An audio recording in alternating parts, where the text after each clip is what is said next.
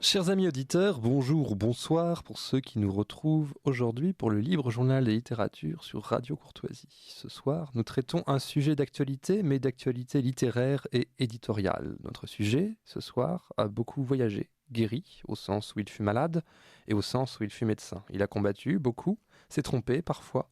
Il a vu bien du pays, dans les colonies, les bas-fonds de la banlieue parisienne, l'Amérique connaissant la gloire et l'opprobre, le Goncourt, et la Cour de justice de la République, l'exil, le vagabondage, la prison et la sédentarité finale.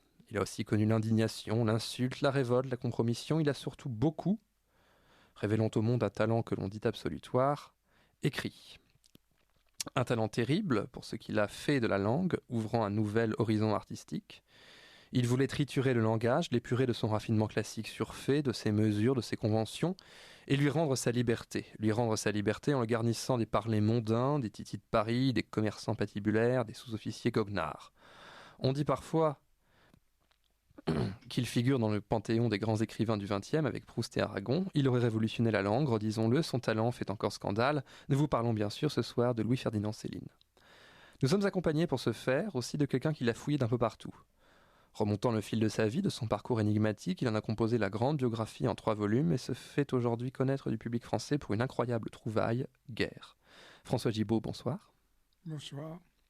François Gibault, pour vous présenter aux auditeurs qui ne vous connaissent pas encore, vous êtes avocat, notamment à la Cour d'appel depuis 1956, secrétaire de conférence depuis 1961, vous avez connu une grande carrière dans le métier. Vous êtes également conservateur d'art. Nous pourrons voir en quoi cela consiste. Votre amitié avec Lucette Almanzor, connue sous le nom de Lucette des Touches, vous a permis de rédiger plusieurs biographies, notamment l'une en 3 volumes, biographie donc de Louis-Ferdinand Céline, Le temps des espérances, Délires et persécutions, Le cavalier de l'Apocalypse. Vous figurez également dans le Lucette de Nab, et vous êtes vous-même auteur de 2 romans, Interdit aux Chinois et aux chiens, Un cheval aux alouettes, et un dernier opus dont nous vous parlerons ce soir. Vous avez aussi édité et préfacé Rigaudon, roman posthume de Céline. Vous avez été pour Match un acrobate mondain, plutôt qu'avocat, biographe, amateur d'art. Vous seriez rêvé aussi, selon la Gazette des tribunaux, en Reine Victoria. C'est un exercice difficile auquel vous vous êtes livré, celui de chroniquer Louis-Ferdinand Céline, ou plutôt d'écrire sa biographie. Un exercice un peu de biographie malgré lui, dont nous disons un mot ce soir, et vous êtes aujourd'hui au feu de l'actualité pour l'édition de l'inédit Guerre. Alors, François Gibault. Peut-être pour commencer, pouvons-nous retracer l'incroyable trouvaille qui constitue l'inédit Louis-Ferdinand Céline, une trouvaille littéraire comme il en existe peu. Il s'agit, je crois, d'un carton qui aurait été égaré pendant la guerre, qui a été retrouvé récemment et qui a été édité aux éditions Gallimard ce mois-ci. Oui, c'est un événement incroyable, tant d'années après, puisque ces manuscrits retrouvés, un peu miraculeusement, ont été volés à Céline en août 1944, hein, c'est-à-dire au moment de la libération de Paris. C'est tout simple, un monsieur qu'il connaissait d'ailleurs, se disant résistant, a voulu faire une perquisition au nom de la résistance, Céline étant soupçonnée de collaboration. Ce monsieur était le comptable de Céline. Il s'appelait Oscar Rosenbly. Et il savait parfaitement que Céline n'avait pas pu emporter avec lui. Céline en a emporté en Allemagne. Il est parti en train en Allemagne pour gagner le Danemark. Et il est parti avec sa femme et son chat. Il ne pouvait pas emporter tout. Là, les manuscrits retrouvés, ça représente plus d'1 mètre de largeur. Donc ce monsieur Rosenbly a agi chez Céline, comme il a agi chez d'autres d'ailleurs. Il a été en prison, non pas pour Céline, mais pour les autres. Il a été poursuivi. Voilà, donc il n'est pas douteux que c'est lui qui a emporté ces manuscrits. Et depuis, on n'avait aucune nouvelle. Sauf que les Céliniens, tous les Céliniens ont cherché, moi le premier. Il y a 2 Céliniens, Émile Bramy et Véronique Chauvin, qui ont eu au téléphone sa fille qui habitait la Corse et qui leur a dit à plusieurs reprises oui, effectivement, il y a des manuscrits de Céline, voilà. Mais elle s'est toujours défilée, elle n'a jamais voulu les voir, elle a pris des rendez-vous qu'elle a décommandés. Voilà. Et puis un jour, donc, en 1960, en juin-juillet 1960, un de mes confrères me téléphone pour me dire qu'il a un client qui a des manuscrits de Céline que l'on cherchait depuis longtemps. Il y a donc eu un rendez-vous au cours duquel on m'a dit qu'il y avait des manuscrits, je ne savais pas lesquels. On n'a pas voulu me le dire. J'ai demandé qu'on m'en envoie la liste, ce qui a été fait d'ailleurs le soir même. Donc la liste était toute prête et j'ai constaté que c'était exactement les manuscrits que Céline avait déclarés volés chez lui. Dans pas mal de lettres, il accusait Rosenbly du Danemark, même des lettres de prison. Il accusait Rosenbly d'avoir été le voleur. Il disait voilà ce qu'on m'a pris. Et c'était exactement les manuscrits retrouvés.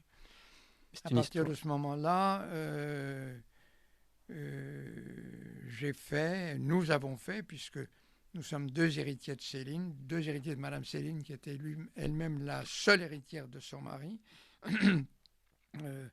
Nous avons décidé de prendre un avocat et nous avons fait savoir à ce monsieur que nous étions propriétaires des manuscrits. Il a refusé de nous les donner. Nos avocats ont parlementé, écrit, échangé, et au bout d'un certain temps, alors qu'on refusait de nous les donner, alors que nous en étions propriétaires, nous avons décidé de porter plainte, mais en février suivant, c'est-à-dire on a attendu 8 mois, on ne s'est pas précipité. Moi, je ne voulais pas. Mon idée n'était pas de porter plainte. Alors, on a porté plainte. La police judiciaire a été nommée de 2 officiers de police tout à fait remarquables. Ils ont convoqué ce monsieur Thibaudat, lequel immédiatement a dit mais les manuscrits, je vous les apporte et vous pouvez les remettre aux héritiers. Voilà l'histoire. Alors depuis, on s'est énormément dépensé pour voir Gallimard, pour passer un contrat avec Gallimard et pour veiller à ce que ces livres inédits soient publiés le plus rapidement possible. Dans un ordre que j'ai voulu, Guerre, il me paraissait que c'était normal dans la mesure où Guerre s'arrête sur un second livre qui s'appelle Londres. À la fin de Guerre, il s'en va en Angleterre et nous avons le récit qui fait l'objet d'une autre publication de la vie à Londres et qui s'appelle d'ailleurs Londres. Voilà l'histoire. Mais c'est une histoire toute célinienne finalement. C'est très célinien, mais avec Céline, c'est toujours ça. Quand j'ai écrit sa biographie, j'ai constaté qu'on volait de surprise en surprise. Céline pouvait faire quelque chose et puis son contraire. L'homme était pétri de contradictions, si vous voulez. L'homme ressemble beaucoup à son œuvre. C'était un anarchiste qui aimait l'ordre, c'était un généreux qui était avare, etc. Oui, l'homme ressemble beaucoup à son œuvre, c'est encore un point qui le différencie de Marcel Proust. Mais effectivement, je crois que la publication de ces manuscrits a été ajournée, puisque la personne qui les possédait ne voulait pas enrichir Lucette Destouches. Oui, alors, il avait les manuscrits, dit-il, depuis un certain nombre d'années, ça, on n'a jamais pu le vérifier. Il a toujours refusé de dire la personne qui les lui avait donnés.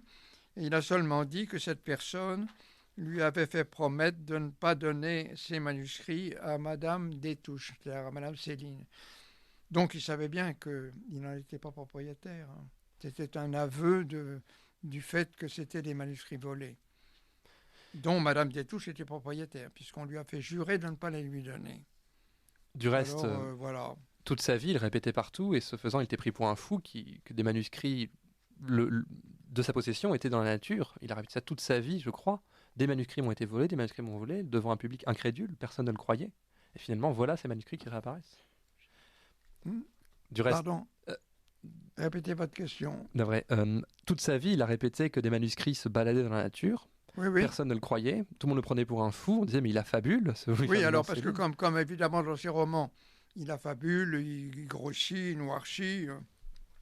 À partir d'une réalité, il a toujours écrit des romans dans lesquels il affabule, enfin, il en ajoute, évidemment. Donc tout le monde disait, ça c'est du Céline, et puis je t'en fous, c'était du Céline, mais du vrai. J'ai oublié de présenter la personne qui m'accompagnera tout au long de cette émission, Claude Séraphin, vous revoici, bonsoir. Bonsoir cher Hector, bonsoir chers auditeurs, et bonsoir cher François Gibault. Et précisément au sujet de la subtilisation, ou du moins de la dissimulation de ces manuscrits, on croit savoir que Lucette Détouche, feu Lucette Détouche, que vous avez si bien connue, est morte dans l'indigence, ou que du moins elle a été contrainte de vendre en viager la légendaire maison de Meudon où elle a vécu avec Louis-Ferdinand Céline, son époux.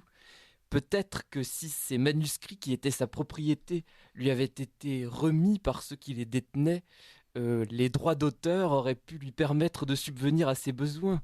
Oui, bien entendu. Elle n'est pas morte dans le dénuement, hein, n'exagérons pas.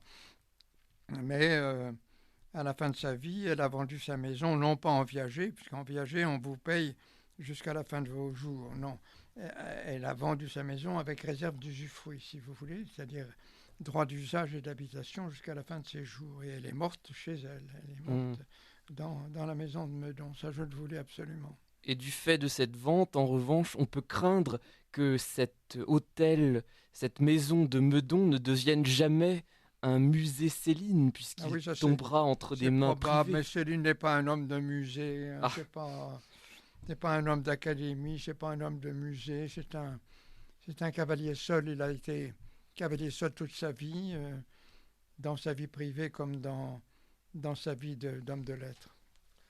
Mettons-nous à la place de la personne qui a reçu ces inédits de Céline. C'est comme si on vous présentait un inédit de Picasso, de Renoir ou une partition introuvable de Mozart et que vous le receviez chez vous, mais vous ne sauriez qu'en faire. C'est un poids absolument écrasant que de recevoir un tel Oui. cadeau, presque un cadeau empoisonné finalement. C'est une histoire en fait écrasante, mais inimaginable si vous voulez. D'autant que la valeur patrimoniale de ces manuscrits sont importants. J'en sais quelque chose puisque nous devons payer les droits de succession sur la totalité. Mais c'est tout à fait incroyable que ce monsieur ait reçu, sans verser un sou, ces manuscrits de grande valeur. Il dit qu'il les a gardés 10 ans ou plus. Moi, je n'en suis pas persuadé. Je crois qu'il les a depuis peu. Il a dit ça pour pouvoir bénéficier du secret des journalistes, n'est-ce pas? À l'époque, il était journaliste. Et après, il a cessé de l'être. Donc, effectivement, après, s'il les avait reçus plus récemment, il fallait qu'il donne le nom de la personne qui les lui a donnés.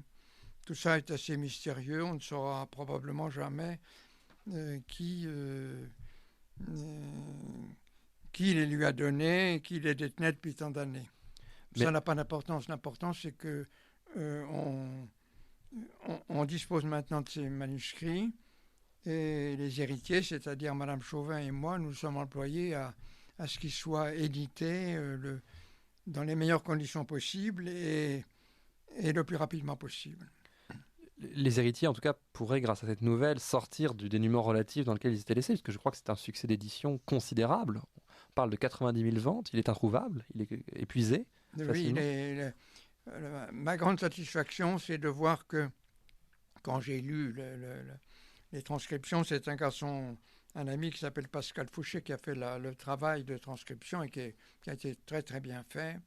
Mais j'étais tenu au courant, j'ai participé, j'ai trouvé quelques mots qui étaient très difficiles à lire. Et en lisant le manuscrit, j'ai découvert que c'était un bon livre.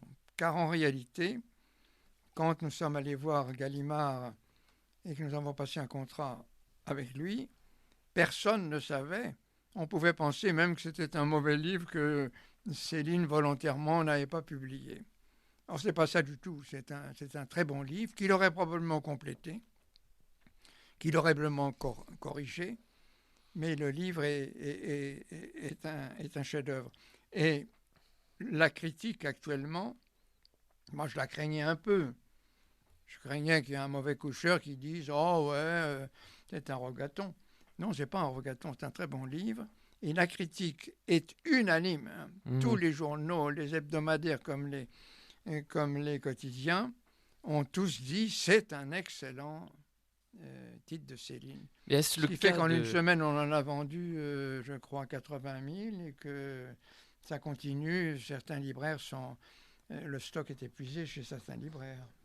Pensez-vous que c'est aussi le cas des autres manuscrits, des autres inédits retrouvés? Est-ce que Alors, Londres, Londres, la moi je n'ai volonté du pas roi lu Londres parce que Krogold... j'ai travaillé sur Guerre puisqu'il était le Ah oui, premier. Mais vous n'avez je pas encore sais, tout lu. je suis tenu au courant. Il paraît que Londres, c'est également excellent. Nous verrons cela. Un Alors, on verra auditeur. ça à la fin de l'année, puisque Londres, en principe, sera publié, si tout va bien, en novembre ou décembre, avant la fin de l'année. Une auditrice. Bonsoir messieurs, sur France Info il y a 2 jours, un article bien pensant prétendait que c'était de gentils résistants qui avaient sauvé les manuscrits. Résistants, ouvrez les guillemets, tant détestés par Céline, précisait la journaliste. Merci pour l'excellente émission. Voilà, apparemment, une auditrice qui se plaint du traitement médiatique de cette affaire, alors que vous n'en disiez le plus grand bien. Oui, c'est-à-dire que on a dit que c'était, je n'ai pas le nom là, je l'ai oublié, mais un grand résistant qui a effectivement occupé l'appartement de Céline, mais pas tout de suite, probablement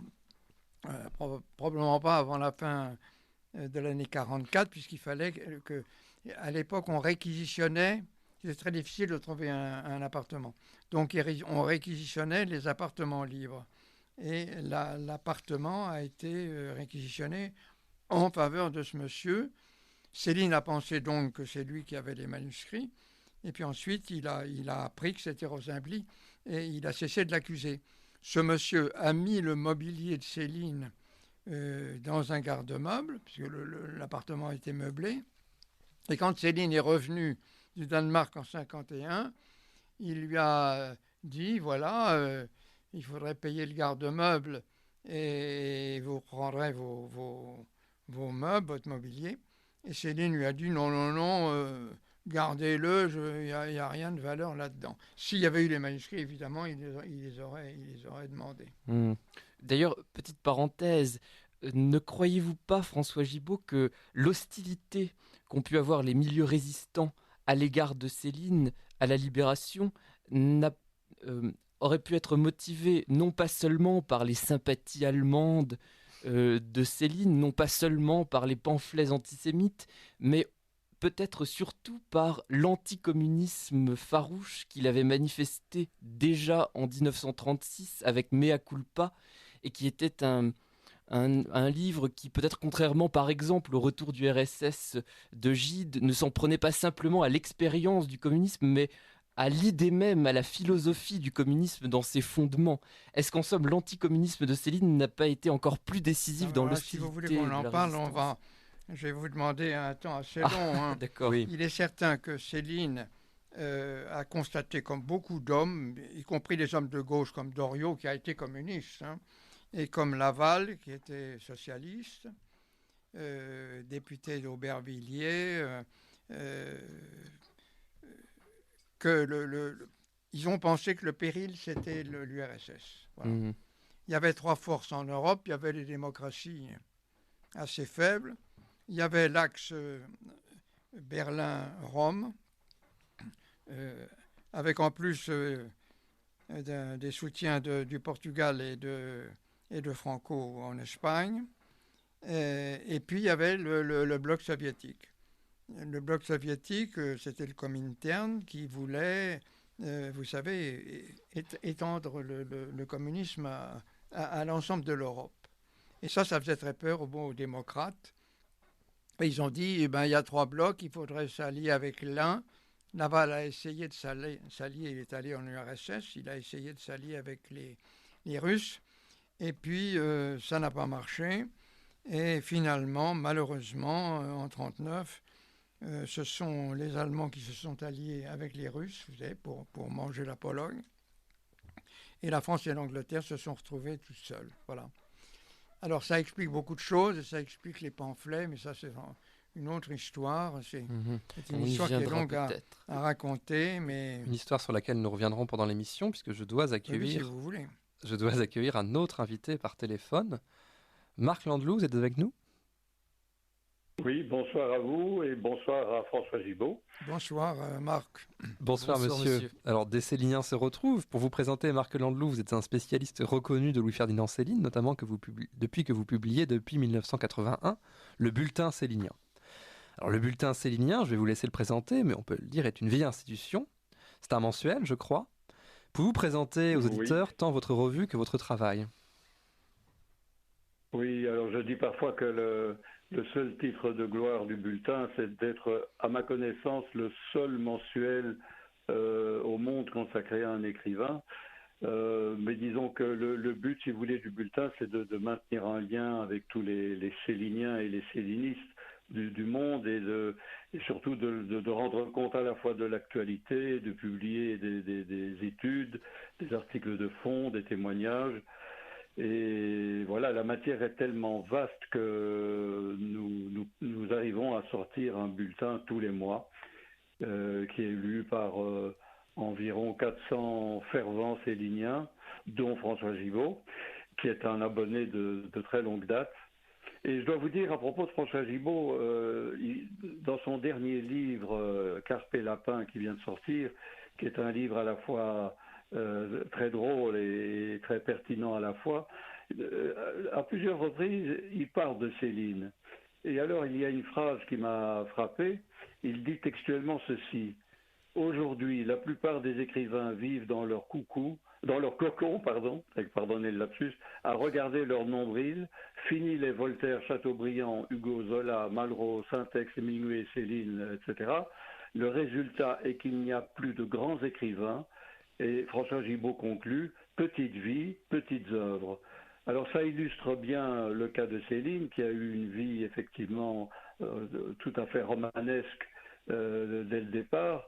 Et il est clair que comme toute son œuvre est largement inspirée par sa vie, cela donne évidemment une œuvre passionnante, surtout qu'il a fait œuvre de nouveauté en créant un style. Et comme il le dit lui-même, à la fin de sa vie, c'est très rare les écrivains qui parviennent à créer un style. Ça a été le cas de Proust, auquel on le compare parfois, car ce sont les deux grands écrivains du siècle dernier. Mais il est clair que Céline, qu'on l'aime ou qu'on ne l'aime pas, est un écrivain de très très grand format. Et la preuve, si vous voulez, c'est que ce qui vient de paraître, qui n'est qu'un premier jet, il faut bien dire que ce n'est pas une œuvre achevée. On y retrouve toute la force du créateur, de l'écrivain qu'est Céline. Alors, vous êtes un peu l'épicentre des références du monde célinien. On voit des universitaires, des spécialistes, des auteurs qui publient dans vos colonnes, et on découvre d'ailleurs que le monde célinien est lui-même célinien, c'est-à-dire qu'il n'est pas forcément tranquille. On voit des polémiques, réponses à Marc-Édouard Nab, biographies qui sont plus ou moins critiquées. C'est un peu l'intérêt du bulletin célinien, je crois, c'est qu'il n'est pas seulement un bulletin publicitaire. Ah non, non. En fait, ce qu'on veut faire, c'est rendre compte de toute l'actualité célinienne. Alors, vous parlez de Marc-Édouard Nab. Effectivement, dans un numéro récent, j'ai battu en brèche ce que je considère comme des affabulations de sa part. Et bon, évidemment, ça rend effectivement le bulletin très vivant. Et alors, il est clair que la publication de ce nouvel, enfin de cet inédit, est très intéressante, mais à plusieurs égards, parce que vous savez peut-être que notre ami à François et à moi, Émile Bramy, a récemment avancé l'hypothèse que ce qui vient de paraître, donc Guerre, serait une chute de Voyage au bout de la nuit, c'est-à-dire un extrait de Voyage au bout de la nuit. Je ne le pense pas du tout. Je pense qu'il s'agit effectivement d'un texte qui a écrit en 1934, à une époque où Céline, ça peut vous paraître curieux, mais où Céline se cherchait. Parce qu'il faut savoir que Voyage au bout de la nuit ne correspond, c'est un très grand livre évidemment, mais ça ne correspond pas vraiment à ce que Céline voulait faire au point de vue stylistique. Et pour moi, enfin je ne suis pas le seul à penser ça, d'ailleurs Émile Bramy le pense aussi, le vrai Céline apparaît en 1936 avec Mort à crédit. Mais entre 1932 et 1936, on peut dire qu'il y a toute une période de flottement où Céline n'a pas encore trouvé sa voie. Il ne veut plus écrire comme dans Voyage au bout de la nuit, il veut innover encore. Et il est clair qu'il y a une période où il cherche vraiment, où il ne sait pas encore ce que sera son deuxième roman. D'autant que ça, il y a des lettres à Robert de Noël, son éditeur, et une autre lettre à Eugène Daby qui l'atteste. Il avait l'intention, en fait, d'écrire un deuxième livre qui engloberait 3 grands thèmes. L'enfance, la guerre évidemment, l'enfance et Londres. Or, il se trouve que, vu la matière, il ne fera, si j'ose dire, que la partie enfance, c'est-à-dire Mort à crédit. Et la guerre reviendra évidemment, enfin la guerre, en tout cas l'univers militaire reviendra dans Casse-Pipe, qui sera publié de manière fragmentaire seulement en 1949. Et Londres, évidemment, intervient dans Guignol's Band, qui est son 3e roman, qui paraît au printemps 1944. Mais en 1934, il n'en est pas encore là, et il essaye de revenir sur cette période de la guerre avec un texte beaucoup plus violent encore que ce qu'il a pu écrire dans la première partie de Voyage au bout de la nuit. Et il nous donne là quelque chose d'assez extraordinaire, où on retrouve effectivement les 2 thèmes, Eros et Thanatos, c'est-à-dire la mort est très présente, l'érotisme, et on pourrait dire le sexe est là de manière vraiment très présente aussi. Et cela donne un livre absolument extraordinaire. Alors enfin, ce n'est qu'une ébauche, c'est un premier jet, mais il est clair que c'est du vrai Céline à l'état brut, car il est clair que si Céline l'avait souhaité, il est nul doute qu'il aurait retravaillé ce texte. Mais ce texte, ce qui est intéressant, c'est qu'il est encore un peu, si vous voulez, dans la lignée de Voyage au bout de la nuit, pas seulement pour le thème, mais aussi pour l'écriture, avec quelque chose en plus quand même, quelque chose de plus violent et de plus frustre d'une certaine façon. Effectivement, il y a chez Guerre, pour ceux qui ont eu la chance de lire, on découvre un peu l'atelier célinien, morceaux de style éparse, les thèmes également qu'il a pu creuser. Et avant de laisser ce privilège à François Gibault, peut-être, puisque nous tournons autour de notre objet depuis le début de l'émission, peut-être pouvez-vous nous faire un résumé de Guerre pour les auditeurs qui ne l'auraient pas encore lu et qui s'attendent à... Que peuvent-ils attendre d'y découvrir? Alors Guerre, contrairement à ce qui a été parfois dit dans la presse, c'est pas tant ce qui se passe sur le champ de bataille que ce qui se passe après.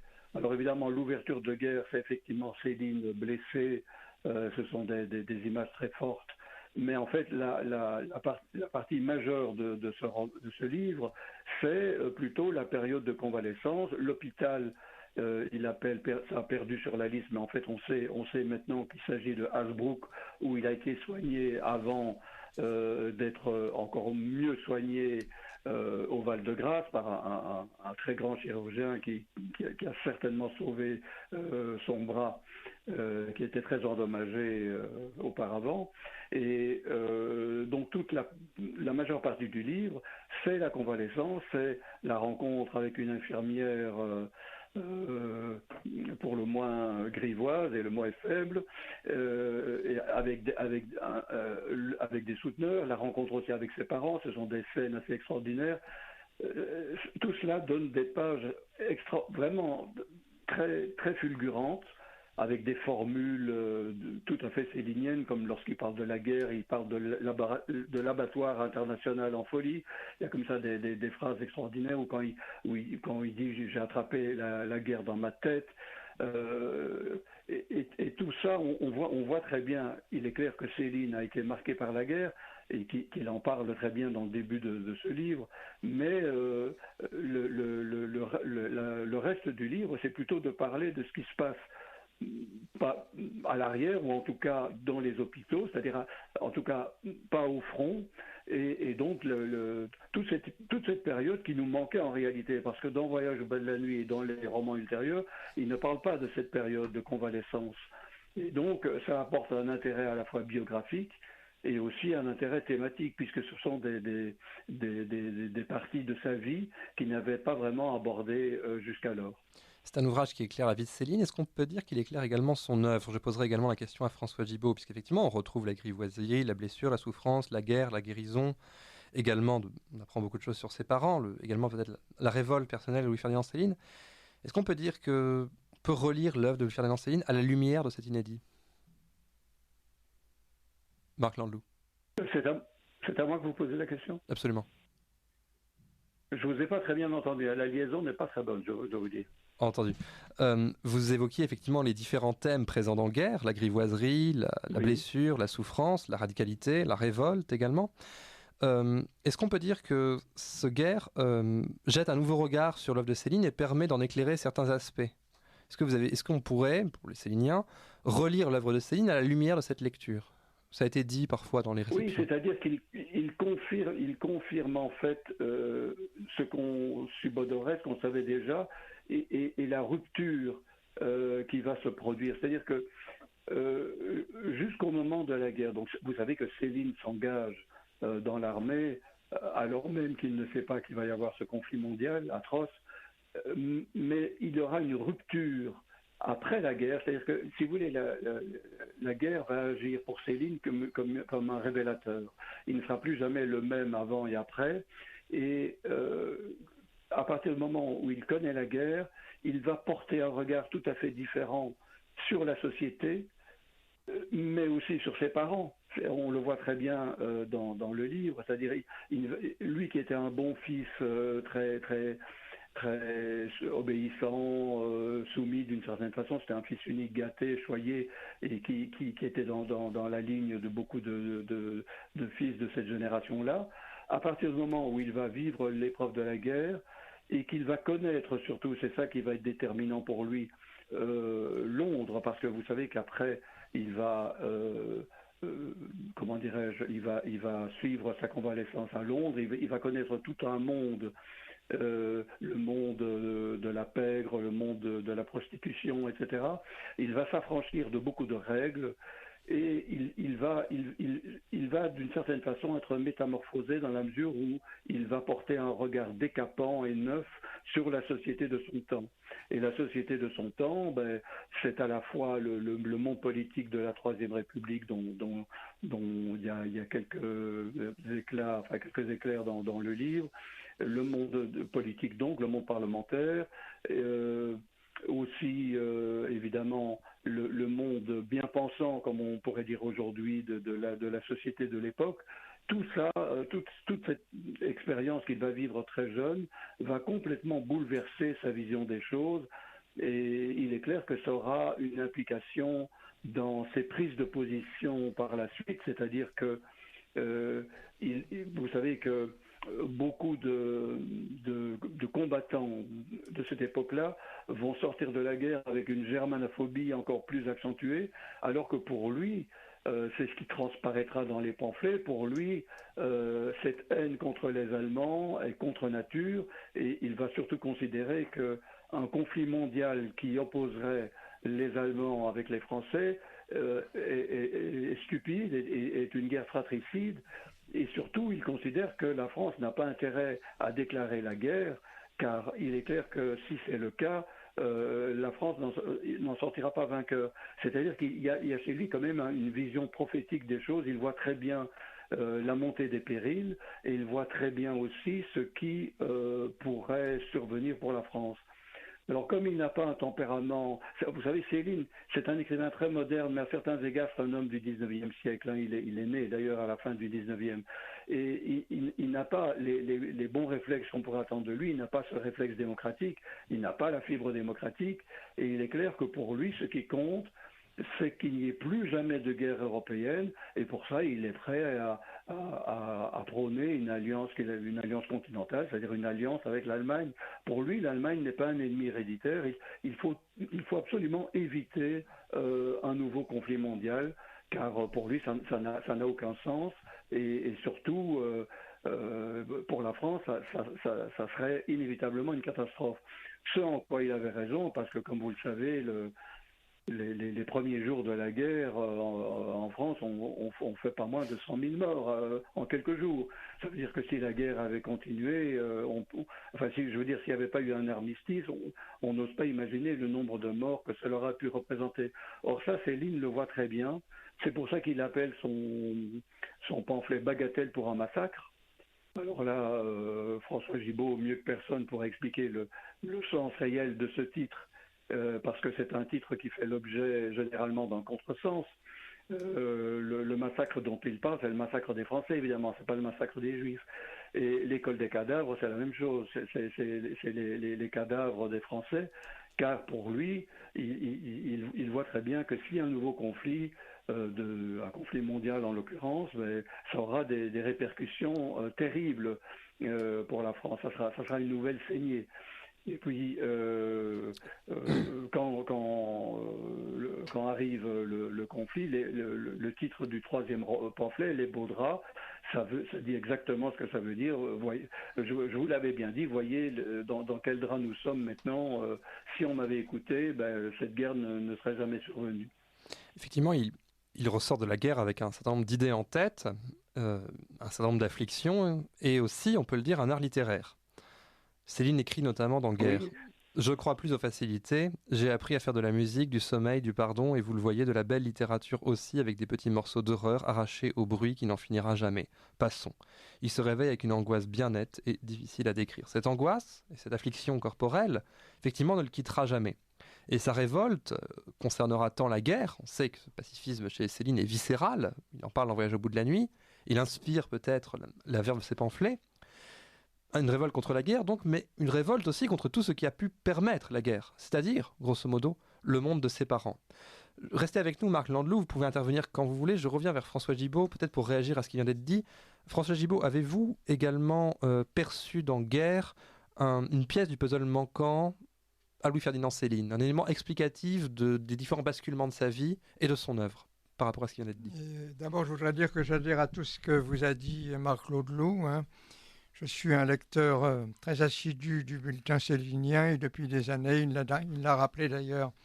Tout ce qu'il vous a dit est parfaitement exact. Il y a dans ce livre, Guerre, il y a 3 éléments fondamentaux qu'on retrouve dans toute son œuvre.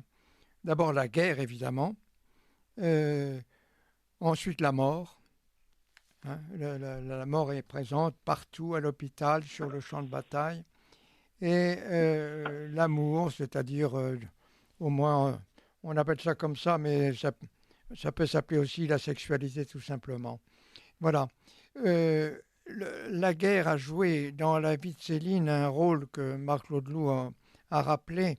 Et moi, je peux en parler presque comme témoin. Je suis né en 1932, il y a 90 ans. Et mon père avait fait la guerre de 14. Et j'ai entendu pendant toutes les années 30 ce que disait mon père et qui partageait finalement les idées de tous les anciens combattants. Ils sont revenus en disant c'est la guerre des DDR. Plus jamais ça. Plus jamais une telle horreur, quels que soient les motifs de la guerre. Et moi, mon père était aussi pacifiste. Et je crois qu'il n'avait pas lu Céline, mais j'ai le souvenir des conversations à table entre mes parents qui voyaient la guerre venir. Ils savaient tous qu'on allait la perdre. Et il fallait pas faire cette guerre. Il fallait pas déclarer la guerre à l'Allemagne en 1939. Voilà, ça c'est une véritable constante. Moi, j'ai ça dans la tête. Voilà, pour le reste, comme je vous l'ai dit, j'adhère à tout ce qu'a dit Marc Landelou et sur Céline et sur son œuvre. Oui, on parle beaucoup à propos de guerre, des trivialités, de la vulgarité même par rapport aux questions sexuelles. On pourrait faire des citations, du mépris des convenances, de sa révolte profonde. Et c'est une révolte tant, effectivement, par rapport à la guerre, grande saignée de 14-18, on propose d'ailleurs de remettre le couvert en 1939, une révolte tant contre la guerre que contre le monde qui a permis la guerre. Et d'où le fait que Céline soit probablement dans la guerre aussi sévère avec ses parents. il voit en fait le monde qu'installent les parents, qui est un monde de convenance bourgeoise, un monde de politesse, un monde de raffinement dans la langue, et c'est un monde qu'il a simplement envie de faire exploser. D'où peut-être le fait... C'est un peu la même chose. Hein. La guerre est le monde qui a voulu la guerre. Hein. C'est un peu la même chose. Il est contre la guerre, il est forcément contre tous les hommes qui ont poussé à la guerre, parmi lesquels, il faut bien le reconnaître, beaucoup d'Allemands réfugiés qui étaient juifs. Hein. Et qui voulaient, évidemment, c'était bien normal, moi je le comprends très bien, ils voulaient évidemment abattre Hitler. Seulement la France n'avait pas la force, la puissance pour abattre Hitler. Il y avait une armée beaucoup plus moderne, beaucoup plus puissante, beaucoup plus opérationnelle que l'armée française qui était restée un peu l'ancienne armée de 14. Absolument. Est-ce qu'on peut penser que guerre, c'est une question que je pose également à Marc Landelou, va dans le sens d'une radicalisation de Céline, tant littéraire que politique? C'est une révolte qui est totale, d'où le fait qu'il soit particulièrement trivial dans son propos. Vous savez, la révolte de Céline, elle existe déjà dans Voyage au bout de la nuit. Hein.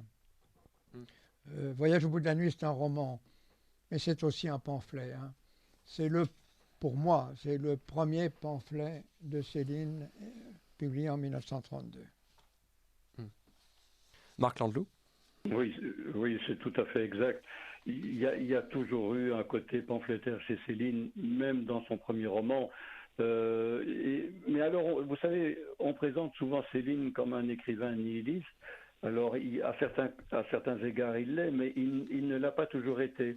Parce que je faisais tout à l'heure allusion à son troisième pamphlet, enfin quatrième si on prend en compte Mea Culpa. Dans Les Vaudras, il est plutôt constructeur que destructeur, parce qu'il propose tout un programme de rénovation nationale, où il parle de la danse, de l'école, de la manière de gouverner, etc. Il y a un constat évidemment qui est terrible suite à la défaite, mais il y a aussi tout un côté éminemment positif qu'on peut critiquer évidemment, mais où on voit que Céline n'est pas du tout le nihiliste qu'on dit généralement, vous savez, à partir du moment où on propose des solutions, on sait qu'on n'est pas nihiliste. Or là, d'ailleurs, vous savez, Céline, à la fin de sa vie, on lui demandait ce qu'il détestait, il disait « je déteste les destructeurs et ce que j'aime, ce sont les constructeurs ». C'est la raison pour laquelle ça peut vous paraître paradoxal. Céline, qui était un antisémite patenté, à la fin de sa vie, il a manifesté à certaines personnes, mais pas du tout dans un but de redorer son blason, il a manifesté une certaine admiration pour les gens qui ont créé l'État d'Israël. Par exemple, il dit du bien des colons juifs, de ceux qui ont bâti l'État d'Israël. Il le dit notamment à Jacques Ovadia, qui était un journaliste qui venait le voir de temps en temps à Meudon, et il l'a dit aussi à d'autres personnes. Et ça, là, on retrouve évidemment toute l'ambivalence et la personnalité contradictoire de Céline. Hein, vous avez un antisémite et encore plus un racialiste tout à fait patenté, et on voit en même temps qu'il est capable d'admirer les gens qui ont été à l'origine de la création de l'État d'Israël. Ce sont de ces paradoxes, mais il y en a d'autres, hein, puisque vous savez que quelqu'un comme Lucien Rebattet était un admirateur du général Dayan, et lorsqu'il y a eu la guerre des 6 jours, il était du côté d'Israël de manière évidente. Donc vous voyez, ce sont des choses comme ça ce sont les paradoxes qui sont propres à certains écrivains, mais dans le cas de Céline, il est clair qu'il n'a pas une pensée figée, il peut s'adapter au cours des événements, au cours de l'évolution du monde, et c'est pas du tout quelqu'un...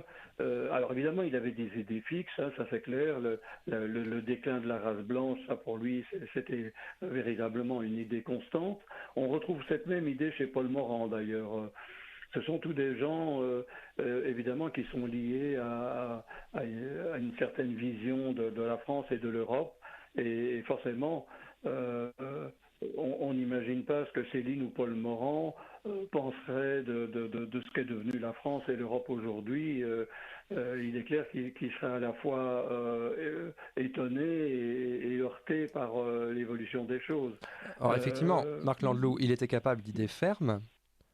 Il n'était donc certes pas nihiliste, ses prises de position en attestent, mais pour revenir à Guerre, ce qui est le sujet tout de même de notre soirée, il peut tout de même laisser le lecteur à bon compte, sinon nihiliste, du moins un peu pessimiste.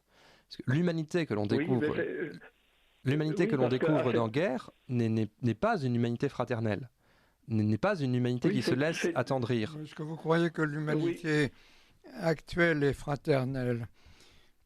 C'est la question que je vous pose. Hein. Absolument, mais les hommes sont comme ils sont, et dans les relations, comme les a décrits Céline. On peut attendre une certaine tendresse et une certaine douceur, au moins dans les relations familiales. Et ce qui quand même heurte dans le roman Guerre, c'est que cette douceur n'intervient même pas au pire moment de l'affliction. C'est-à-dire que Céline est blessée pendant la guerre, il risque sa vie jour après jour, et on voit débouler une espèce de peau de vache qui lui réclame ses dettes de cantine. Et les parents sont particulièrement apeurés. Je comptais absolument lire ce passage, puisque c'est celui qui m'a le plus marqué dans ce livre, et qui dit beaucoup des relations entre Céline et ses parents, ce qu'on a découvert d'ailleurs. Le père dit « Comment Ferdinand, tu nous avais pas dit cela, voilà encore une tuile qui nous tombe, la cantinière qui nous réclame une dette sur le quai même de la guerre. Céline manque de mourir. » Oui, il faut voir aussi que c'est un fragment, parce que vous parlez de roman, Guerre n'est pas proprement parlé un roman, c'est un premier jet, c'est une partie de ce qui aurait pu être un roman, et il est clair que, comme il est très court, Voyage au bout de la nuit est un livre dense, vous avez des pages très noires dans Voyage au bout de la nuit. Je pense par exemple à cette page, vous savez, à la fin du livre, où vous avez un couple qui bat son enfant, et pour lui, c'est la seule manière de parvenir à une jouissance sexuelle, c'est le fait d'avoir battu, battu leur enfant auparavant. Donc vous avez des pages très noires dans Voyage au bout de la nuit, mais en même temps, vous avez ces pages lumineuses. Je pense par exemple à la rencontre avec le sergent Alcide en Afrique. Ce sont des pages tout à fait lumineuses. Vous ne trouvez pas ça dans Guerre, parce que Guerre n'est qu'un fragment. Si Céline s'était lancée dans quelque chose de plus... Il ne faut pas oublier qu'il a abandonné, c'est un premier jet. Encore une fois, je reviens à ce que je disais tout à l'heure, Guerre est une étape dans la création de Céline. Hein. C'est une étape où il se cherche, et comme c'est très court, vous n'avez pas la possibilité d'y trouver ces passages... lumineux et pétri d'humanisme que vous trouvez dans Voyage. Dans Voyage, vous avez les deux faces de Céline. Mais dans Guerre, vous n'en avez qu'une. C'est une question que je peux vous poser comme à François Gibault. Est-ce que justement la sexualité dans Guerre n'a pas une vertu un peu consolante ? Est-ce que par rapport à la dureté de la guerre, la dureté des relations avec ses parents, la dureté du monde qui l'entoure, même la dégueulasserie des paysages d'Hasbrook en l'occurrence et le pays artésien, est-ce qu'il ne trouve pas l'ultime consolation dans une sexualité un peu décevante, un peu consolante ? François Gibault. De la sexualité. Oui, absolument, la question sexuelle dans Guerre. Qui apparaît dans la seconde partie du livre. En fait, il y a deux parties dans le livre. Il y a une partie qui est, à mon avis, presque totalement autobiographique, c'est-à-dire Céline blessée. Il a été blessé à Poelcapelle en octobre 1914, tout à fait au début de la guerre. Et là, on a l'impression qu'il raconte les choses telles qu'elles se sont produites. Ensuite, à l'hôpital, c'est beaucoup plus romancé, effectivement. Il y a la sexualité. Il faut comprendre que les soldats qui avaient été totalement privés dans les tranchées pendant des semaines, pendant des mois, qui se retrouvent à l'hôpital, et ben mon Dieu, ce sont des hommes, ils ont des besoins, et il y a des séances avec les infirmières qui sont quelquefois jeunes, quelquefois jolies, et quelquefois très demanderesses, elles aussi. Hein, voilà. Donc vous avez deux parties dans le livre. Le premier chapitre qui est extrêmement poignant, et puis ensuite les souffrances à l'hôpital, vous avez beaucoup de ces choses. Mais la seconde partie est plus romancée incontestablement que le début. Pour moi, le début, c'est extrêmement poignant. Les premières pages sont absolument poignantes, et parce qu'on sent qu'elles sont vraies. En ce qui concerne les pamphlets, Marc Laudeloup vous en a très bien parlé. Les 2 pamphlets qu'on a reprochés à Céline ont des titres absolument catastrophiques. Hein. Bagatelle pour un massacre d'abord, et puis ensuite l'école des cadavres. Alors certains ont dit, voilà, massacre de qui? Évidemment, c'est le massacre des Juifs. Si vous lisez les pamphlets, il n'y a aucun appel au meurtre, au massacre des Juifs, hein, dans le livre. Et il faut savoir, ce qu'on oublie souvent, c'est que l'éditeur de Noël avait mis, d'accord avec Céline évidemment, un bandeau sur le livre, comme on voit un bandeau rouge. Hein. Ce bandeau rouge, c'est « Pour bien rire dans les tranchées ». Hein, voilà. Ça montre bien que c'était un pamphlet d'abord contre la guerre. Hein. Puis dont la guerre est, et que je l'ai dit tout à l'heure, et la mort aussi. La mort est présente dans tous les livres de Céline. La mort qu'il a connue pendant la Première Guerre, évidemment, qu'il a connue à l'hôpital après, quand il était blessé, et qu'il a vu mourir beaucoup de ses camarades. La mort au cours de la Seconde Guerre mondiale, et la mort, je le rappelle toujours, comme médecin. Hein. Céline était médecin. Hein. Et la vocation du médecin, c'est de lutter contre la mort. Absolument. Absolument. Il y a aussi un fait biographique, c'est que il ne faut pas oublier que, vous savez que Voyage au bout de la nuit est dédié à Elizabeth Craig, qui a sans doute été le grand amour de sa vie.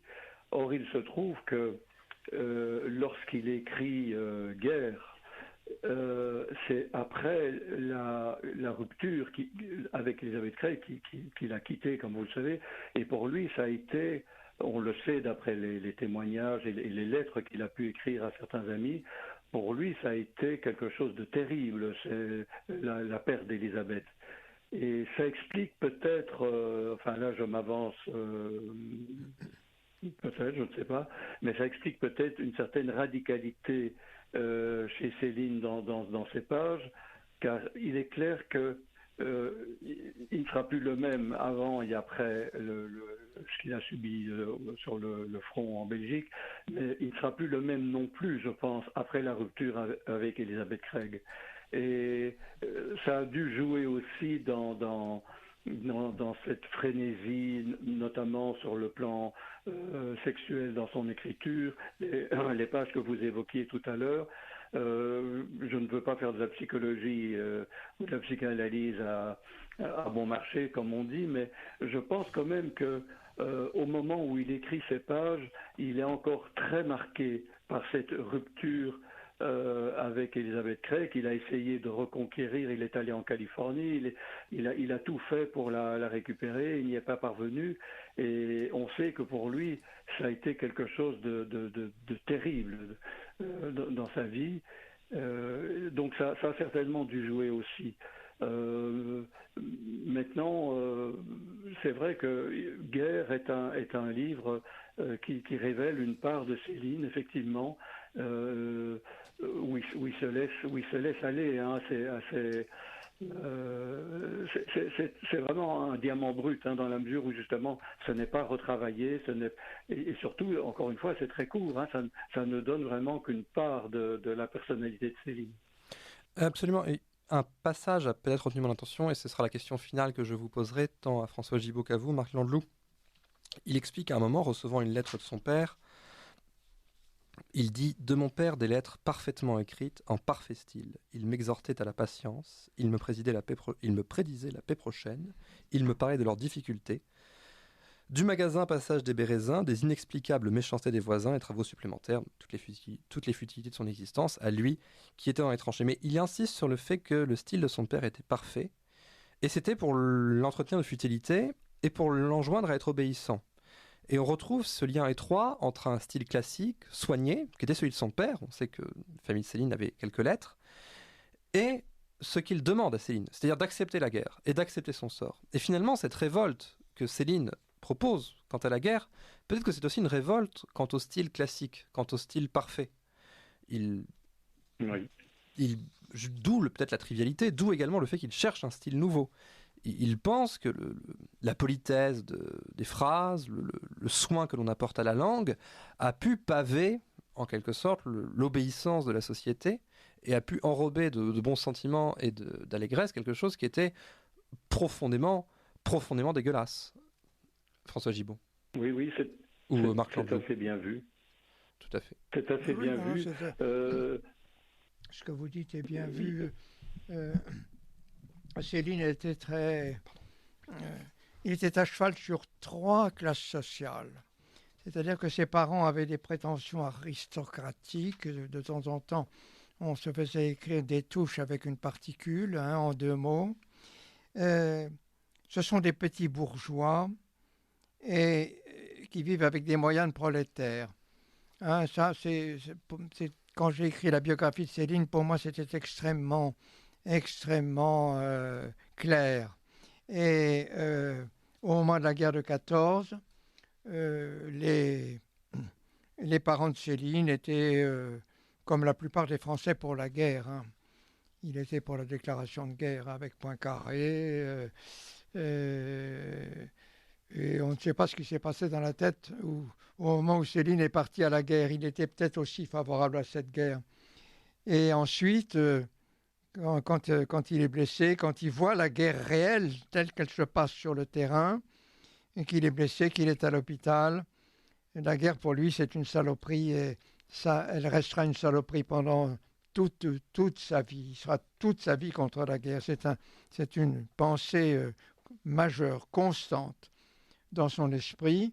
Et quand il voit les parents qui viennent le voir, ce sont des partisans de la guerre, alors que Céline est déjà ennemi de la guerre jusqu'à la fin de ses jours. Voilà pourquoi il les traite, enfin c'est comme ça que j'interprète, voilà comment il traite très très très mal des parents avec lesquels finalement dans la vie c'est toujours assez bien entendu, malgré leur caractère bourgeois, malgré leur conformisme et l'originalité de Céline et l'anticonformisme de Céline. Oui, et on retrouve l'opposition entre, qui est classique évidemment, entre ceux qui ont vécu l'horreur de la guerre et l'arrière, les gens qui ne connaissent le front que par ce qu'on en dit dans les journaux et qui n'ont pas vraiment vécu dans leur chair ce qu'est la guerre. Et il est clair que les parents de Louis Destouches, puisque à cette époque-là c'est Louis Destouches encore, ne peuvent réellement comprendre ce que Céline a dans la tête à ce moment-là. C'est comme 2 univers qui ne peuvent pas communiquer parce que cette horreur n'est pas transmissible. Et ce qu'a dit François Gibault est tout à fait juste. Et alors, ce qui est encore plus frappant, notamment lorsqu'on voit les photos de l'époque de la naissance de Céline, c'est la différence entre le milieu maternel, enfin le côté maternel et le côté paternel. On voit ça notamment à la manière dont ils sont habillés. Le côté maternel, ce sont des gens vraiment très simples, très proches du prolétariat d'une certaine façon, tandis que de l'autre côté, du côté de paternel, la branche paternelle, c'est autre chose. C'est un milieu un peu plus élevé malgré tout, déjà dans la façon d'apparaître, d'être habillé, etc., etc. Et Céline est issue de ces 2 branches-là. Il ne faut jamais perdre de vue que l'origine familiale, il n'y a pas une origine familiale, il y en a 2 qui sont quand même pas tout à fait les mêmes. Et c'est vrai que Céline, à un moment, aura une prétention un peu aristocratique. Il signe à un moment Louis Destouches, effectivement, avec un petit D. Mais ça, c'était pour épater aussi. C'était Allusion à Barbé on va pas dans d'Aurevilly, une je crois. correspondance. Pardon. Allusion à Barbé d'Aurevilly, et ce que vous dites est intéressant, puisqu'il y a presque la confession, et peut-être que je m'adresse au biographe, d'une forme de mythomanie dans Guerre. Et ce sera la conclusion que l'on pourra apporter à cet ouvrage. Il écrit notamment: à tant d'années passées, le souvenir des choses, bien précisément, c'est un effort. Ce que les gens ont dit, c'est presque tourner des mensonges. Faut se méfier, c'est putain le passé. Ça fond dans la rêvasserie, il prend des petites mélodies en route qu'on lui demandait pas. Il vous revient tout maquillé de pleurs et de repentir en vadrouillant, c'est pas sérieux. On dit que le souvenir de Céline a été la matière de ses romans. Il confesse lui-même avoir été assez inventif.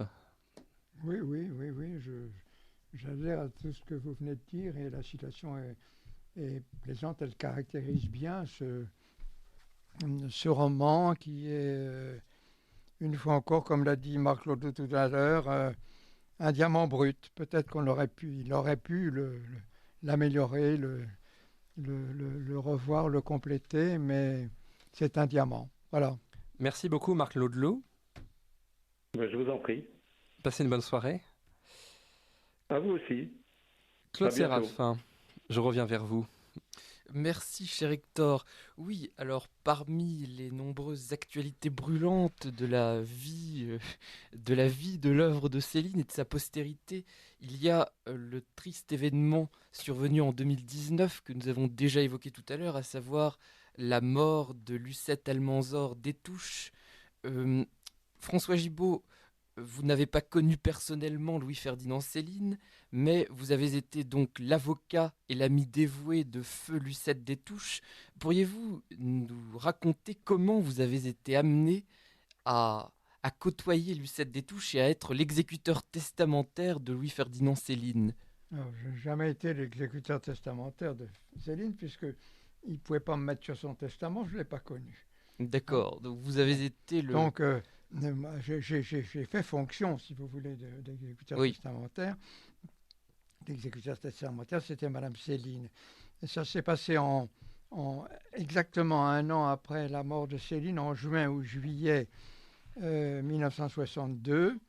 Un de mes amis, grand ami, André Damien, qui était avocat, et qui était à ce moment-là l'avocat de Lucette, m'a dit: oh, je dîne ce soir chez la femme de Céline, c'est la barbe, on mange du homard assis par terre devant un feu de bois, etc. C'est pas mon genre. Est-ce que tu veux m'accompagner? J'ai dit évidemment tout de suite oui, j'ai accepté. Et là, cette soirée s'est passée admirablement. Et vraiment, à l'instant, du jour au lendemain, je suis devenu... on s'est très bien entendu, si vous voulez. Ah oui. On s'est revus, puis ensuite, j'allais dire, on ne s'est plus quittés. Nous étions abonnés ensemble à l'opéra, nous avions des quantités d'amis communs. Elle m'a présenté aux amis de Céline, moi je le présentais aux miens. Toutes les vacances, on les passait ensemble. On a fait des voyages dans le monde entier. On est allé au Japon, on est allé 3 fois en Inde, on est allé plusieurs fois en Afrique. Et on a fait des quantités de voyages ensemble et on ne s'est plus quittés jusqu'à sa mort. D'accord. Alors, comment Lucette Détouche envisageait-elle la postérité de l'œuvre de Céline, et plus spécialement en ce qui concerne précisément les pamphlets que nous avons évoqués tout à l'heure? On sait que Lucette Détouche s'est longtemps opposée à leur republication et que, à un moment donné, vous-même et Lucette Détouche avez décidé d'accepter leur republication. Gallimard a d'abord envisagé une publication en 2018, puis cette publication a été suspendue. Antoine Gallimard a récemment annoncé que cette republication aurait vraisemblablement lieu avant que l'œuvre de Céline tombe dans le domaine public, c'est-à-dire avant une dizaine d'années. Mais pouvez-vous nous dire pourquoi y a-t-il eu longtemps cette opposition à leur republication et pourquoi ce changement d'avis? D'abord, elle, principalement, aidée par moi, elle était pour exécuter les volontés de son mari. Elle l'a toujours fait, ça a été une veuve exemplaire. Ce qui fait qu'elle s'est toujours opposée à la publication, sauf à la fin tout à fait de sa vie, des pamphlets. Et moi, je partageais son point de vue.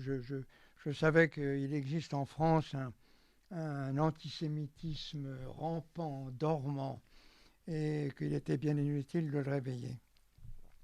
Je me suis donc opposé. On a fait plusieurs procédures pour faire saisir des éditions pirates.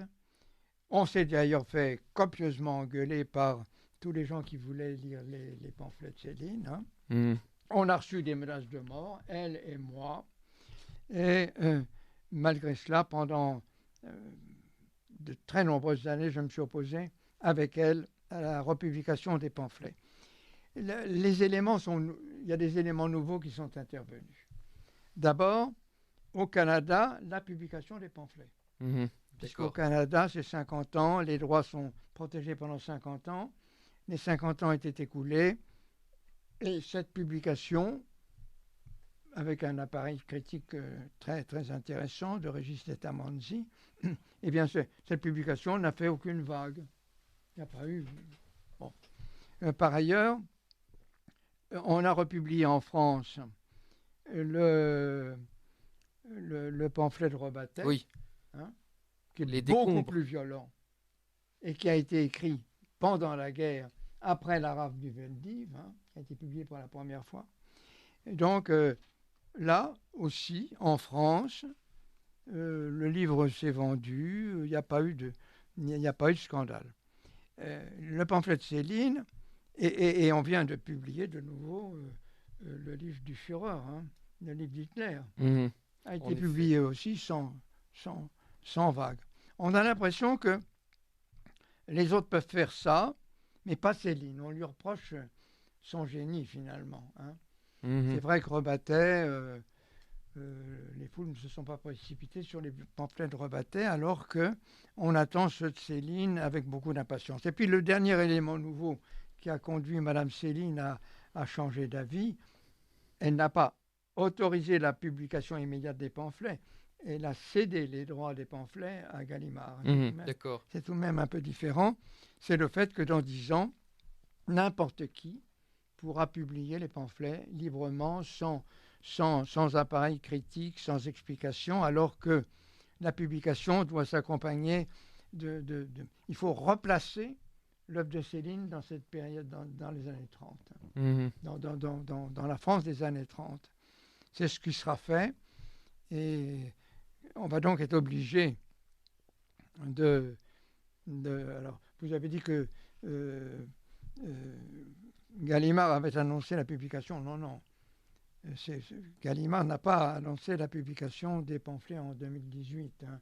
Il y a eu un bruit qui a circulé, peut-être une fuite de quelqu'un chez Gallimard, mais il n'était pas question de publier rapidement les pamphlets. Ça, il n'a jamais été question. Parce qu'il y avait justement un travail d'historien à faire. Il y avait à replacer les pamphlets dans les années 30, et il y avait un appareil critique à faire qui était long et compliqué et difficile. Voilà. Donc, les pamphlets, Gallimard, très justement, vu la tempête médiatique qui est intervenue, Gallimard a dit qu'il ne renonçait pas, mais il différait la publication des pamphlets. Et donc, avant l'expiration des droits sur l'œuvre de Céline, c'est-à-dire avant 10 ans, il va bien falloir le publier. D'accord. Et l'une des raisons pour lesquelles on ne peut qu'approuver, ou du moins qu'attendre impatiemment la republication de ces pamphlets, c'est que ces œuvres ne sont pas seulement le dégueulis d'injures hallucinées, antisémites que l'on décrit souvent, mais certains de ces textes sont aussi des textes d'une très grande beauté littéraire. Et par exemple, Bagatelle pour un massacre comprend un tableau, une description de Leningrad qui est un véritable apogée, un sommet du style sélinien. C'est la fin du livre. Ouais. Oui, alors peut-être peut-on en citer quelques lignes. C'est alors là, ça représente pas loin d'un tiers du livre. Hein, ce sont les dernières pages. C'est tout l'humour de Céline, c'est merveilleux. Moi, j'avais même pensé publier uniquement cette partie-là. Ah oui, d'accord. Hein, Et alors, on m'aurait évidemment accusé d'avoir caviardé, d'avoir censuré l'œuvre de Céline, donc je me suis incliné. Mais ces derniers chapitres, c'est sensationnel, c'est extrêmement amusant. Oui, alors, je cite donc Bagatelle pour un massacre. Dans son genre, c'est la plus belle ville du monde. Leningrad, donc. Dans son genre, c'est la plus belle ville du monde. Dans le genre Vienne, Stockholm, Amsterdam. Entendez-moi. Comment justement exprimer toute la beauté de l'endroit? Imaginez un petit peu les Champs-Élysées, mais alors 4 fois plus large, inondée d'opales. La Neva, elle s'étend encore, toujours là-bas, vers le large livide, le ciel, la mer, encore plus loin. Alors, autre passage. Plus loin, d'autres passerelles frêles assoupirent entre les crevasses de l'énorme palais Catherine, puis implacable au ras de l'eau. D'une seule portée terrible, le garrot de la Neva, son bracelet de fonte énorme, ce pont tendu sur le bras pâle entre ces deux charnières maudites, le palais d'Alexandre le Fou, rose lépreux catafalque, tout perclus de baroque, et la prison Pierre et Paul, citadelle accroupie, écrasée sur ses murailles, clouée sur son île par l'atroce basilique, nécropole des tsars massacrés tous. Cocarde tout en pierre de prison, figée, transpercée par le terrible poignard d'or, tout aigu, l'église, la flèche d'une paroisse d'assassinés. Quiconque connaît un peu Saint-Pétersbourg ne peut qu'être pénétré par cette description extrêmement sensible, extrêmement poignante de ce paysage. Il raconte son voyage à Saint-Pétersbourg qui a duré moins d'une semaine, et de façon très amusante, très originale. Peut-être aurait-on pu... Oui, alors, peut-être un dernier point avant de passer à votre propre actualité littéraire, si j'ose dire. Peut-être pourrait-on évoquer rapidement la convergence entre Louis-Ferdinand Céline et Dubuffet, puisque vous êtes aussi le président fondateur de la Fondation Dubuffet, et on sait que Céline et Dubuffet se sont connus. Ils ont d'abord correspondu lorsque Céline se trouvait emprisonnée au Danemark. Ils se sont connus au retour de Céline, et Dubuffet avait une grande admiration pour l'œuvre de Céline. D'ailleurs, selon Michel Ragon, spécialiste de Dubuffet, L'école des cadavres était l'une des œuvres de prédilection de Dubuffet. On est étonné d'apprendre cette anecdote. Pouvez-vous nous dire en quelques mots ce qui relie ces deux hommes et surtout ce qui relie ces deux œuvres? Je ne sais pas, il ne m'a jamais parlé des pamphlets. Mais les hasards de la vie qui font quelquefois, en tout cas pour moi, bien les choses, font que je défends aujourd'hui deux œuvres majeures. Céline en littérature, c'est pas mal, vous me l'accorderez. Et Dubuffet pour les arts plastiques, c'est pas mal non plus. Mais cette fois-ci, je le défends. Je ne suis pas héritier directement de Dubuffet, mais je suis président de sa fondation, qui est son héritière. Et depuis 20 ans, et c'est moi qui ai fait la fondation en 1973, à sa demande d'ailleurs, et donc je vis la fondation Dubuffet depuis de très très nombreuses années. Voilà. Alors, j'ai commencé d'ailleurs un livre qui serait un portrait croisé de Dubuffet et de Céline. Et puis il est en plan, c'est compliqué, c'est difficile à écrire, mais il y a des quantités de choses qu'ils ont en commun. Ce sont deux libertaires, deux anarchistes, deux libertaires, qui aiment tous les deux l'ordre, surtout pas le désordre. C'est-à-dire on est libertaire et on est le contraire. Deux anarchistes de droite, en quelque sorte. Deux anarchistes de droite, bien entendu, donc partisans l'un et l'autre du maintien de l'ordre. Mais il y a des quantités de... Céline a inventé un style, Marc Leblou le disait tout à l'heure, et Dubuffet a aussi inventé un style. Ils n'ont ni prédécesseur ni suiveur l'un et l'autre, et Dubuffet est un remarquable écrivain, qu'on ne lit pas assez d'ailleurs, mais c'est un remarquable écrivain. En tout cas, il y a des points communs entre les deux hommes, y compris dans leur vie. Ils viennent de province tous les deux, l'un du Havre, l'autre de Normandie et de Bretagne. Ils ont curieusement épousé deux femmes avec lesquelles ils se sont fâchés, des femmes bourgeoises, provinciales, se sont fâchés. Oui. Ils ont eu chacun une fille avec laquelle ils se sont fâchés, tous les deux. et ils ont refait leur vie avec des femmes issues du milieu artistique, hein, une danseuse et une femme qui était le modèle à Montparnasse, hein, qui s'appelait toutes les deux Lily. Enfin, il y a des quantités de points communs qui sont amusants indépendamment de leurs œuvres qu'il faut aussi analyser. Voilà. D'accord. Donc ça, c'est un projet. On a des Oui. reproches à faire à l'un comme à Je ne l'autre, sais pas je crois. si j'y arriverai parce que c'est Politique. compliqué, puis on touche à deux. De monstres sacrés. À deux monstres, à deux génies. Hein. Eh bien, nous avons hâte de lire cette biographie croisée, J'espère y si- arriver. mais nous n'en doutons pas. Pour le moment, en tout cas, cher François Gibault, par un heureux hasard du calendrier, c'est aujourd'hui, jour de notre émission, 19 mai, que paraît votre nouvel ouvrage Carpe et Lapin dans la collection blanche de Gallimard. Carpe et Lapin est sous-titré Mots choisis. Alors, les lecteurs des deux tomes de Libéramé, que vous avez également fait paraître chez Gallimard, et qui sont des mémoires, n'ont pu que s'étonner que vous ayez choisi pour vos mémoires la forme d'une sorte de répertoire alphabétique de portraits des êtres que vous avez connus, et souvent des êtres que vous avez aimés. C'est à travers ces êtres que dans Libéramé, vous vous êtes dépeint discrètement et modestement comme en filigrane. Et aujourd'hui, dans Carpe et Lapin, vous semblez poursuivre cet exercice, mais sous la forme d'un dictionnaire dont chaque entrée rapporte soit à un bon mot, ou bien se rapporte à un bref souvenir personnel qui en dit souvent très long sur vous. Alors d'ailleurs, l'entrée Qui suis-je dans ce dictionnaire dit ceux que ça intéresse peuvent lire ces mots choisis et mes autres chefs-d'œuvre. Alors ma question d'abord est pourquoi avoir choisi de vous effacer ainsi, d'abord derrière des portraits, puis derrière les entrées d'un dictionnaire.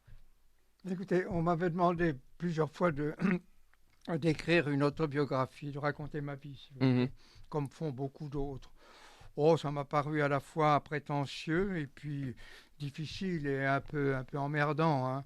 On commence par le grand-père, l'arrière-grand-père, après on descend, les parents, l'enfance.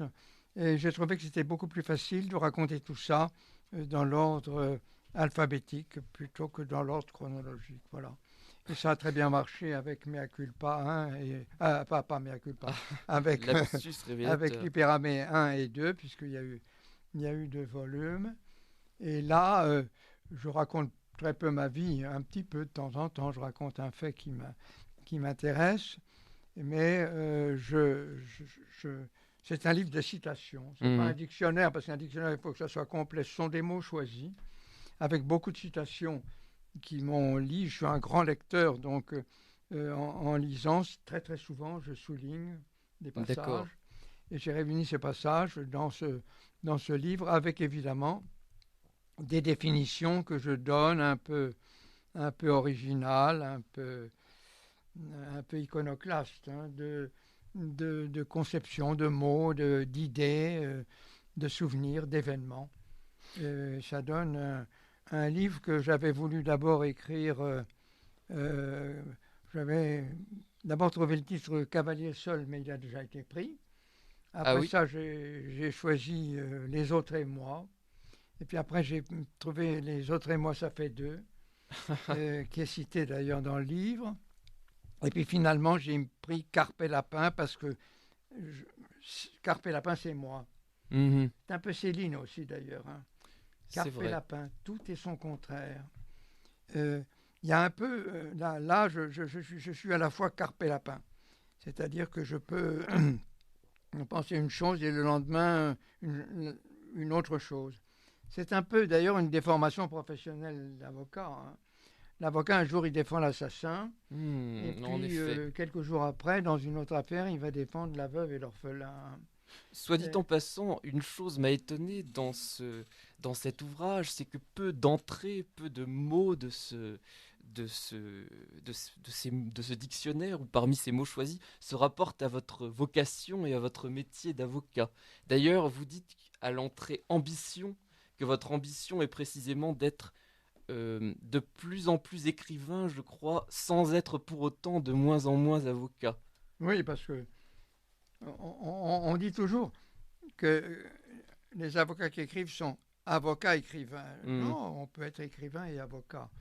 Et on a l'impression que c'est le monde littéraire qui se venge en disant ces avocats qui veulent être littérateurs, eh ben on va les appeler avocats écrivains et surtout pas écrivains avocats.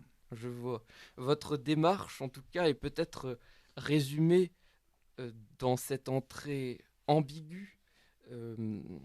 Nombrilisme. Je connais des écrivains, et pas seulement des diaristes, qui n'ont Dieu que pour leur nombril.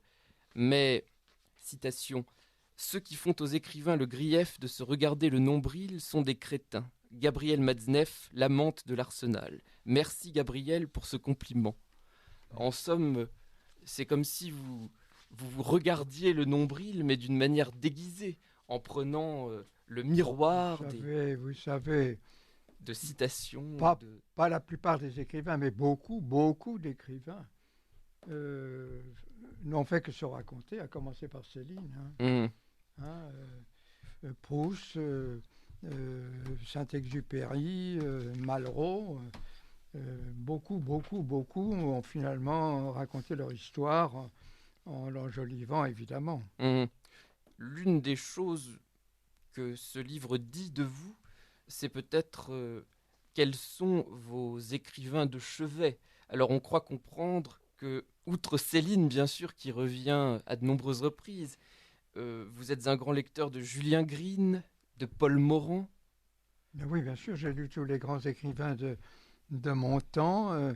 J'ai lu Léon Bloy aussi, qui est même... qui est aussi récurrent. On ne peut pas dire que Léon Bloy ait influencé Céline, parce qu'il a lu Léon Bloy pendant l'exil au Danemark. Mais j'ai beaucoup lu Blois, j'ai lu beaucoup Voltaire, j'ai lu beaucoup Malraux, j'ai lu énormément d'écrivains français et puis quelques écrivains étrangers aussi. Parmi les citations, on peut citer celle-ci de votre confrère Georges Kiechmann qui nous a beaucoup amusé. Un antisémite, c'est quelqu'un qui hait les juifs avec excès. Voilà. Oui, j'ai trouvé ça très amusant. C'est tout Kiechmann, moi je le connais bien, il m'a défendu dans un procès littéraire d'ailleurs. Et là il y a beaucoup d'humour et beaucoup de vérité. Oui, mais outre des citations d'auteurs, il y a aussi des anecdotes, des souvenirs personnels, ou en tout cas des éléments de votre vie. On peut citer par exemple l'entrée aérostation relative à votre père. Je la retrouve. Oui, mon père était était dans les dirigeables. C'est ça, votre père. Il a servi là pendant la guerre de 14. On peut encore citer l'entrée internationale. Mon cœur est français, mais mon cul est international. Arletty m'a juré n'avoir jamais dit ça. Il y a donc de fortes chances pour qu'elle ait prononcé ces paroles historiques. Oui, parce qu'elle affabulait beaucoup, surtout à la fin de sa vie. Moi, j'ai très bien connu. Elle disait par exemple qu'elle était dédicataire de Voyage au bout de la nuit, alors c'était Elisabeth Craig. Elle racontait des choses comme ça, tout à fait inexactes. Elle affabulait beaucoup, c'était un de ses charmes.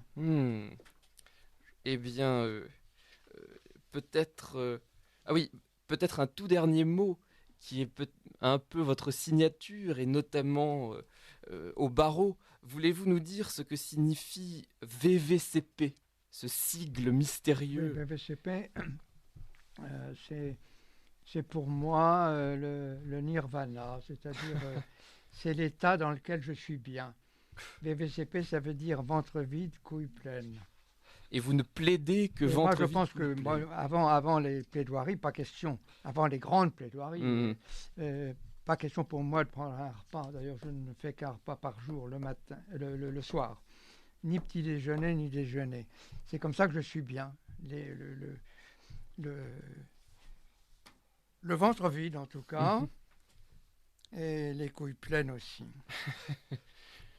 cher Hector, si vous voulez conclure. Un art poétique, on a le droit à un art du prétoire, effectivement. C'est un conseil salutaire que François Gibault donne à tous les élèves avocats et aspirants avocats. Donc ne plaidez jamais, chers auditeurs, pour ceux d'entre vous qui prépareraient le barreau, que ventre vide et couilles pleines. François Gibault, en tout cas, nous avons eu grand plaisir à vous rencontrer. Moi aussi, j'ai eu grand plaisir à être reçu par vous. Très aimable. Et également à évoquer Guerre et plus généralement l'œuvre de Louis-Ferdinand Céline, Parcours croisé, puisque pourquoi ne pas le cacher, ne pas le rappeler, vous êtes bien sûr son biographe, une biographie magistrale en 3 volumes, Temps des Apocalypses, Délires et persécutions, et le premier tome qui m'échappe. Le troisième, c'est Cavalier de l'Apocalypse. Cavalier de l'Apocalypse, voilà, oui. Délires et persécutions, et le premier. Et le premier, c'était... attendez, ça y est... Des grandes espérances. Des grandes espérances. 900 pages que j'ai dévoré d'ailleurs avant. Je vois que vous avez rigolon. C'est moi qui ai mis. C'est vous qui avez préfacé. Et c'est moi qui ai fait la préface. Ça a été mon entrée en littérature. Madame Céline m'a demandé d'écrire la préface. Absolument. On peut voir votre signature. Belle préface de 4 pages. Un grand honneur qu'elle m'a fait. Céline, qui sentait l'approche de la mort, avait travaillé sans relâche à ce dernier livre. Chers auditeurs, il est temps de rendre l'antenne. Merci Claude Séraphin. Merci François Gibault. Chers auditeurs,